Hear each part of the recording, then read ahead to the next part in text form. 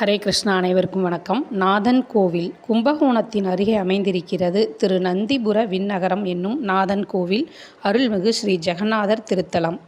இது தட்சிண ஜெகநாதம் என்றும் அழைக்கப்படுகிறது.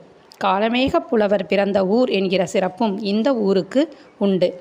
மற்ற திவ்ய தேசங்களில் பொதுவாக கிழக்கு நோக்கும் திருமால் இந்த திருத்தலத்தில் மட்டும் மேற்கு நோக்கி இருக்கிறார்.